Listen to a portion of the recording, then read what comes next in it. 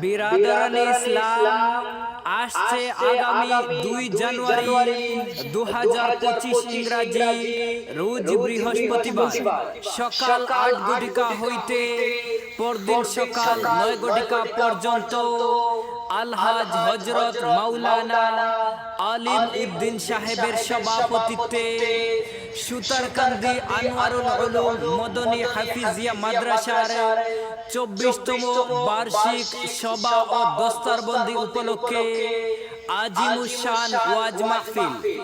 স্থান অত্র মাদ্রাসা প্রাঙ্গণ। উক্ত মাহফিলে প্রধান অতিথির আসন অলঙ্কৃত করিবেন হযরত মাওলানা মুজাম্মিল আলী সাহেব, শেখুল হাদিস ও মুহতামিম জামিয়াতুশ শেখ হুসাইন আহমদ মদনী রহমাতুল্লাহ আলাইহি, দেওবন্দ, ইউপি। মুখ্য অতিথি